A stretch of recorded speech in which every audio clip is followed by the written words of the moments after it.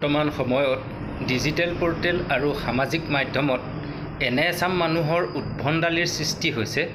সিহঁতে আপলোড কৰা একোটা ভিডিঅ' চাই মনে মনে থাকিম বুলি ভবা ব্যক্তিজনেও মনে মনে থাকিব নোৱাৰে।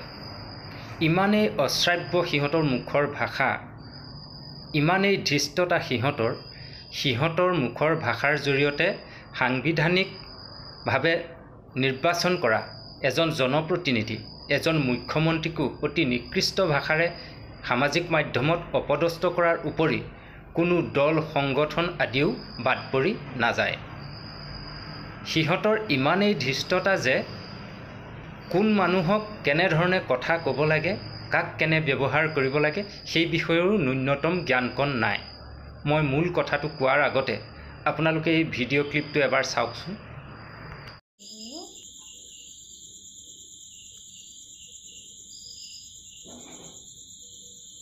হেমন্ত কুমার শর্মা পেশালা চিটিংবাজের ভারতীয় সংবিধান সম্পর্কে জ্ঞান নেই এবং এই হেমন্ত শর্মা আসামের যে মুখ্যমন্ত্রী, ওকে তো আমার সামনে পেলে জুতো খুলে ওর মুখে মেরে বলবো যে ভারতীয় যখন ইংরেজ ব্রিটিশ সাম্রাজ্যবাদ এই ভারত দখল করেছিল, সেই ইতিহাসে তুমি যে দল করো বিজেপি, তুমি যে সংগঠনের সঙ্গে যুক্ত আরএসএস, তারা সারা জীবন ব্রিটিশ সাম্রাজ্যবাদের গোলামি করেছে, ব্রিটিশদের দালালি করেছে, ভারতবর্ষের হিন্দু মুসলমান দলিত আদিবাসী শিখ ইসাইয়ের সুসম্পর্ক নষ্ট করেছে এবং ইংরেজদের দালালি করে ভারতকে ভেঙে টুকরো করেছে।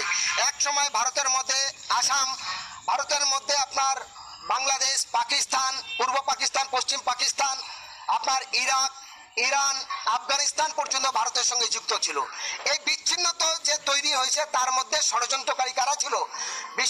ওই হেমন্ত শর্মা যে দল করে, তার যে সংগঠনের যারা তৈরি করেছিল প্রতিষ্ঠাতা, তারা সেই জানোয়ারগুলো এই ভারতকে ভেঙে টুকরো করেছে। তাই তো তারা হেমন্ত শর্মার দল, তার যে আরএসএস স্বয়ংসেবক, তারা ভারতের জাতীয় পতাকাকে মানে না, তারা দেশের সংবিধানকে মানে না। ফলে সে তো বলবে সে নিজেই বাংলাদেশি।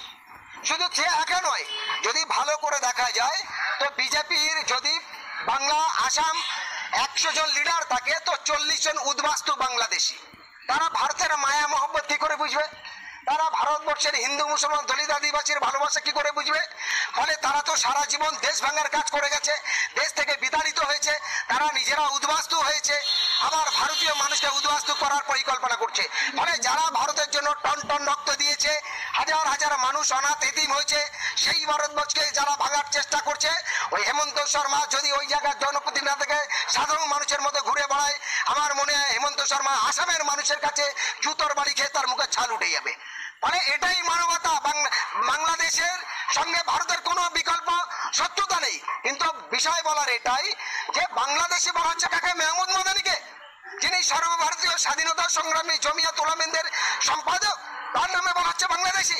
আরে হেমন্ত শর্মা, তোর কি অকাত আছে? কিন্তু জমিয়াত উলামাদের মেহমুদ মাদানি, তিনি হিন্দু মুসলমান দলিত আদিবাসী যেখানে বিপদে পড়েছে, প্রাকৃতিক দুর্যোগে, রাজনৈতিক সংঘর্ষে, বন্যায়, তিনি মেহমুদ মাদানি সেখানে চলে গেছেন এবং জমিয়াত উলামা সহ যে সমস্ত সামাজিক মানুষ, ভারতবর্ষের নাগরিক যারা এখানে ছিলেন দীর্ঘদিন, তারা সেখানে গিয়ে মানুষের পাশে দাঁড়িয়েছে। আর হেমন্ত শর্মা বিজেপি আরএসএস এর দালাল, সে দালালি করে বাংলাদেশের উদ্বাস্তু আসামে ভরিয়েছে। সে নিজের জাতের মানুষকে ঠিক করতে পারলো না। আসামে 25 লক্ষ মানুষের মধ্যে প্রায় 16 লক্ষ হিন্দু ছিল, তাদেরকে হেমন্ত শর্মা বাঁচাতে পারেনি, তাদের মধ্যে আরএসএস বিজেপি বাঁচাতে পারেনি, বরং এই মুসলমানের সংগঠন জমিয়াত উলামার মাধ্যমে সুপ্রিম কোর্টে আপিল করে তবে হিন্দু মুসলমান দলিত আদিবাসীদের আসাম থেকে রক্ষা করেছে, ভোটার থেকে রক্ষা করেছে। এনআরসিসি এর নামে যাদের চক্রান্ত করে ফাঁসিয়েছে, অসহায় বাবা একদিকে, মা একদিকে, বাচ্চা একদিকে, মা গেছে জেলে, বাচ্চা আছে হোমে, কেন এই দ্বিচারিতা করেছে? মানে তার বিরুদ্ধে লড়াই করেছে। তার নাম মেহমুদ মাদানি, তার নাম মৌলানা বদরুদ্দিন আজমাল, তার নাম আরশাদ মাদানি সাহেব, তার নাম এই সমস্ত সামাজিক মানুষ, আজকে তাদের নামে বলা হচ্ছে এরা বাংলাদেশি।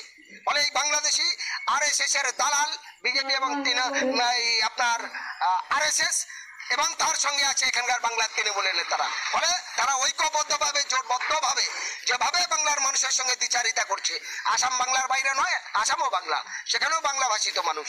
ফলে ভারতবর্ষে ক্রমশ যেভাবে দেউলিয়া হয়েছে, যেভাবে মানুষ বিপদে পড়েছে, সেই ভারতবাসীকে বাঁচানোর জন্য আমাদের মতো বিভিন্ন সামাজিক সংগঠন, গণসংগঠন, মানবাধিকার সংগঠন আমরা ঐক্যবদ্ধভাবে বলতে পারি যে দেশকে বাঁচানোর জন্য দেশের মানুষ, সর্বসাধারণ মানুষকে আগিয়ে আসতে হবে। দেখুন, দানে মধ্যে এই মহাপুৰুষজনৰ মতে ভাৰত বিভাজনৰ বাবে মূলতে জগৰীয়া বোলে বিজেপি আৰু RSS।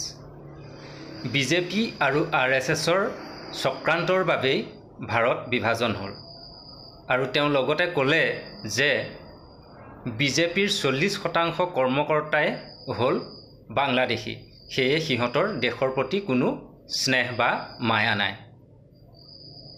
এই কথাখিনি বাৰু ৰাইজৰ বাবে থলোঁ, ৰাইজে বিশ্লেষণ কৰিব কোনটো সঁচা কোনটো মিছা।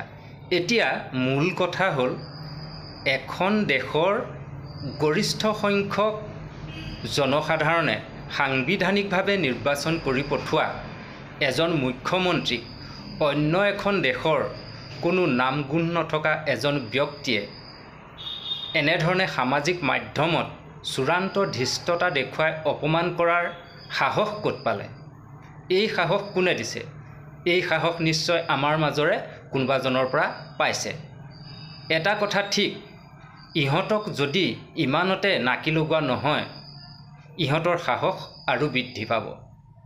সাংবিধানিক মুৰব্বী এজনক এনেধৰণে জনমানসত হেয় প্ৰতিপন্ন কৰি ইমান অশ্ৰাব্য ভাষাৰে অপমান কৰাৰ অধিকাৰ কাৰো নাই। আৰু ইহঁতক উচিত শাস্তি নিদিলে এই কথাখিনি এটা অশুভ পৰম্পৰা হিচাপে অদূৰ ভৱিষ্যতলৈকে থাকি যাব। চৰকাৰ আহিব, চৰকাৰ যাব, কোনো এটা ৰাজনৈতিক দলেই স্থায়ীভাৱে শাসনৰ গাদীত থাকিবলৈ নাপায়। আজি যি বিৰোধীত আছে, হয়তো কোনোবা এদিন তেওঁ আহি পেলাই মুখ্যমন্ত্ৰীৰ আসনত উপবিষ্ট হ'ব। কিন্তু এই অশুভ পৰম্পৰা থাকি গ'লে তেওঁকো কোনোবা এজনে এনেধৰণে অপদস্থ কৰিবলৈ সাহস পাব। বাক স্বাধীনতাৰ অৰ্থ এইটো নহয় যে স্থান, কাল, পাত্ৰ বিচাৰ নকৰি মুখত যিয়ে আহে তাকে বকি যাব।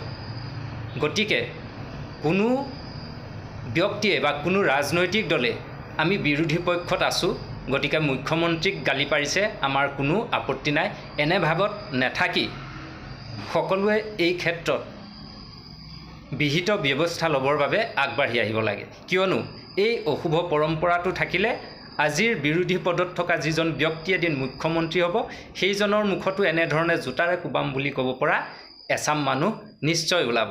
আৰু তেতিয়া তেওঁলোকেও এই বিষয়ত মাত মাতিবলৈ সুবিধা নাপাব। কিয়নো আজি যদি তেওঁলোক মনে মনে থাকে, পৰৱৰ্তী দিনত তেওঁলোকৰ দিনতো কোনেও মাত মাতিবলৈ আগবাঢ়ি নাহিব।